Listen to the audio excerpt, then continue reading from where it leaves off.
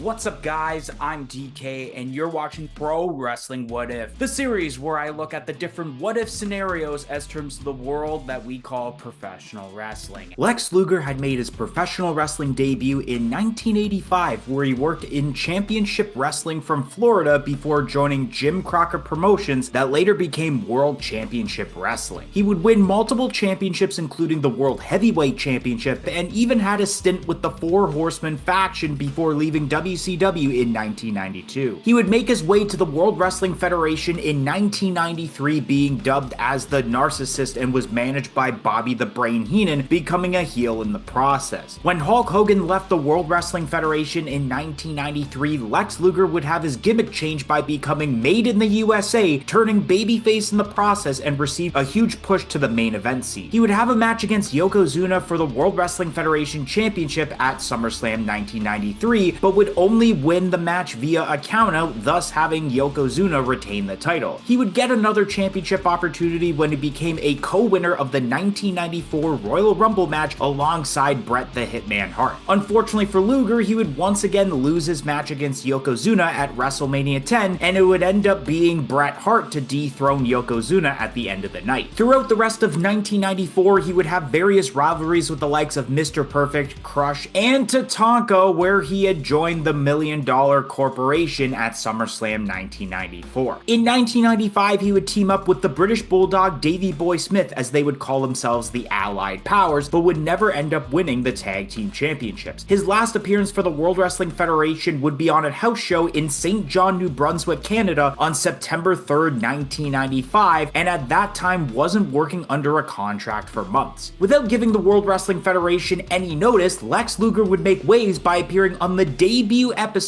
of WCW's newest show, Nitro, airing on Mondays, and it would go head-to-head with Raw and officially began the Monday Night Wars. Lex Luger has gone on record by saying it was his intention to re-sign with the World Wrestling Federation. However, he felt by doing this run with WCW that he could prove doubters wrong by being a main eventer. So with this week marking 30 years since the first episode of WCW Nitro had aired, what would the landscape have been like if Lex Luger had re-signed with the World Wrestling Federation in 1995? So that's going to be the topic of today's video. We're going to be discussing what if Lex Luger didn't go to WCW in 1995. With both the World Wrestling Federation and World Championship Wrestling needed to be discussed throughout this video, we will be discussing this topic with 5 points I think would have happened had Lex stayed with the World Wrestling Federation. And if you end up enjoying this video, don't forget to hit that like button, share this to all your friends, subscribe, and press the notification bell for when future episodes get released, and leave a comment down below about today's topic or suggesting a future topic for an episode of Pro Wrestling What If. Point number 1, the Allied Powers implode. The Allied Powers were starting to tease a breakup in the summer of 1995 after having lost their World Tag Team Championship match at In Your House 2, even having the British Bulldog walk out on Lex Luger during one of their matches and having him tell the crowd to pipe down on USA chants. On the August 21st, 1995 episode of Raw, Men on a Mission challenged the Allied Powers to a match, but Luger unfortunately wasn't there that night due to a family emergency. So Davey Boy Smith asked Diesel to be his partner for the match, but would lead to his heel turn by attacking him mid-match as a part of the royal plan. Clearly that spot was meant for Luger to allow the breakup of the Allied Powers, as he would end up helping out Diesel during his match against Mabel at SummerSlam 1995. That night was actually the final televised appearance for Lex Luger before he went to WCW, and had he re-signed, he was clearly set up to feud with the British Bulldog, who had also aligned with Jim Cornette and joined Camp Cornette alongside Owen Hart and Yokozuna when turning heel. Due to his interference at SummerSlam 1995, Lex Luger would have probably had a match with Mabel when it came to the In Your House 3 event in September, before doing anything directly with Davey Boy Smith. While at In Your House 4 in October, British Bulldog challenged Diesel for the World Wrestling Federation Championship, where he had won via a disqualification, which could have happened due to Lex Luger rather than Bret Hart in the real timeline, leading to Luger and Bulldog on separate teams for Survivor Series 1995 to either culminate the feud or perhaps as a way to continue it where it culminates in a singles match when it comes to WrestleMania 12 in 1996. Point number 2. Vader takes Lex Luger's spot in WCW. When Lex Luger casually mentioned to Sting that he was working without a contract, Sting had contacted Eric Bischoff for him to attempt signing Lex Luger to WCW. However, Eric Bischoff wasn't too fond of Lex Luger and only attempted to sign Luger in respect of Sting, offering him a contract that was only 20% of what he was earning during his first stint, and was surprised that Luger even agreed to it. There had been reports that had Lex Luger not signed with WCW, that Vader was going to be placed into that position, and even rumored that Vader was going to win the WCW World Heavyweight Championship from Hulk Hogan on the second episode of Nitro, which was the go-home show to Fall Brawl 1995. Eric Bischoff himself had mentioned on his 83 Weeks podcast that it was never really considered, but I do think that had Luger not jumped ship, part of that would have ended up happening. Vader challenging Hogan on the second Nitro would have probably been the scenario to go, but I don't think he would have won the title like rumors suggest. The seeds had already been planted as early as Slamboree for an eventual match between the Giant and Hulk Hogan, which would end up happening at Halloween Havoc. Vader and Hogan had already been feuding throughout the majority of 1995 at events such as Super Brawl 5 and Bash at the Beach with the steel cage match. Let's also not forget about the backstage fight that happened with Vader and Paul Orndorff, to where Vader's days were numbered. Having Luger show up on the first Nitro had fired the first shot in the Monday Night Wars, and without that, who's to say that Nitro would have gone 83 weeks with the ratings and continued momentum from there. Point number 3. A 1-year World Championship reign for Hollywood Hulk Hogan. Bash at the Beach 1996 was the night where the unthinkable happened when Hulk Hogan had turned heel and formed the NWO with Scott Hall and Kevin Nash. He would go on to win the WCW World Heavyweight Championship from the Giant the following month at Hog Wild and have a lengthy reign as the NWO takeover had officially begun. After many successful defenses with the likes of Randy Savage, Rowdy Piper, and even the Giant who he had won the title from, he would end up dropping it to Lex Luger on the August 4th, 1997 episode of Nitro. This would end Hogan's reign at 359 days, only days away from hitting 1 year as WCW World Champion, and would win the championship back from Lex Luger less than a week later at Road Wild 1997. The reason behind the title change was to give a shocking surprise during Nitro's 100th episode, even though WCW was already in the middle of the storyline involving Sting's character change, which just seemed like it would have made sense to save the title change for Starrcade, where we would finally see Sting and Hogan for the title. Had Lex Luger stayed with the World Wrestling Federation, I don't see Hulk Hogan dropping the title to anyone else and would hold on to it until Starrcade to Sting, like I had mentioned. Lex Luger had mentioned on a video through WWE's YouTube channel that he was originally planning on re-signing for 2 or 3 more years with the company. Depending on when that contract would have gotten signed is how likely it would have been for Luger to have potentially made a jump to WCW once it finished and still be at that same spot as he was in the real timeline. We would be looking at either 1997 or 1998 that Lex Luger's new contract would have expired, and who's to say Eric Bischoff would have wanted to sign Luger with the amount of former World Wrestling Federation superstars that had already jumped ship to WCW at that point. When Hollywood Hulk Hogan won back the title at Road Wild and dropped it to Sting at Starrcade, that reign had lasted a total of 141 days. So if Hogan had held the WCW World Heavyweight Championship from Hog Wild 1996 to Starrcade 1997, then his reign would have lasted 505 days, which would have surpassed the 1-year mark, making that reign longer than his first reign from when he won it from Ric Flair at Bash at the Beach 1994, and making it the longest reign in history since the title's creation in January 1991. If we wanted to be even more specific, this championship reign would have been longer than Ric Flair's reign as NWA World Heavyweight Champion that began at Starrcade 1987, which was the first championship reign under the WCW banner. Shoutout goes to Jackson Weingart, Jada Sanchez, Fox Starkiller, Lola Pines, Hayden Saravo, Skolchin, The Real Samuel Randall 1990, Quiet Ninja Riot, Mr. Randomizer, and Wesley Conklin. And the reason that they ended up getting a shoutout is because they joined our YouTube channel membership, which only cost $1.99 a month. Not only do you get the shoutout, but you do get lots of other perks, including early access to every single video and shorts that we produce on this channel. So definitely consider joining our YouTube channel membership. It will be greatly appreciated and will go a long way of helping out this channel a lot. So definitely consider it, but let's get right back to the video. Point number 4, Lex Luger still doesn't become the World Wrestling Federation champion. Unfortunately, once Lex Luger didn't become the World Wrestling Federation champion at SummerSlam 1993, he was basically dead on arrival when it came to being a main eventer. It's hard to imagine that Lex Luger would have been able to get himself back in that kind of spot as we head into the late 90s, especially with the talent on the roster that they would end up getting. While Lex Luger would have been feuding with Davey Boy Smith is when we saw the rise of Shawn Michaels as the next big babyface with the boyhood dream coming true. With Vader having begun his run with the World Wrestling Federation in 1996, I do think Lex Luger would have been an opponent for him leading to his eventual World Championship match with Shawn Michaels at SummerSlam 1996. Even if the American-made gimmick got dropped and Luger developed a new persona, it wouldn't have led him to winning the World Championship. Times were already changing in the new generation era when it was more focused on in-ring ability with guys like Bret Hart and Shawn Michaels rather than overall look and presence like we saw with guys like Hulk Hogan and Ultimate Warrior during the Golden Era. Charisma became a huge part when entering the Attitude Era with guys like Stone Cold Steve Austin and The Rock, and Luger lacked a lot of that during his run. Lex Luger may have ended up winning the Intercontinental Championship at some point, but other than that, he would have been lost in the shuffle like he already was. Although he was paid much less in WCW, it was a great decision for his career to have gone there to be a main eventer like he ended up doing. And the 5th and final point, Lex Luger goes to WCW in the late 90s. Lex Luger, when finishing that next contract with the World Wrestling Federation, wanted to venture out doing something relating to the fitness world, whether that be similar to what he was doing with Vince McMahon's World Bodybuilding Federation or even some sort of commercial gigs. However, WCW during 1998 would have been still offering big money guarantee contracts working less dates than if you were working with Vince McMahon. So I think it would have been very likely to have convinced Lex Luger at that point of signing with WCW and may have possibly been paid way more than the deal in 1995 when it came to the real timeline. In 1998, the NWO split storyline would have just happened where we saw NWO Hollywood and NWO Wolfpack be formed. Of course, NWO Wolfpack was the babyface version of the faction with the likes of Kevin Nash, Randy Savage, and Sting, where Luger could have returned to WCW as a new member of that faction. Lex Luger was already a part of the group in the real timeline, even being a part of it a month before Sting had actually joined the faction. So it may have worked in a similar way depending on when Lex Luger joins WCW. Unfortunately for Lex though, I think had he joined WCW later than he did in the real timeline, he wouldn't have won the WCW World Heavyweight Championship like he did in 1997. Kicking off 1999 was of course the famous Finger Poke of Doom segment and the beginning of WCW's fall with the formation of NWO Elite. The company kept going in a downward spiral with horrible storylines as Raw continued to win with the ratings. The WCW World Heavyweight Championship was like a hot potato being switched between pretty much the same group of people, and Lex Luger was barely competing for any championships for the remainder of WCW's existence. Lex Luger going to WCW in 1995 was the right time for him to go, and had he waited until the late 90s, then I think he may have done less there than he would have during another 2 to 3 years with the World Wrestling Federation.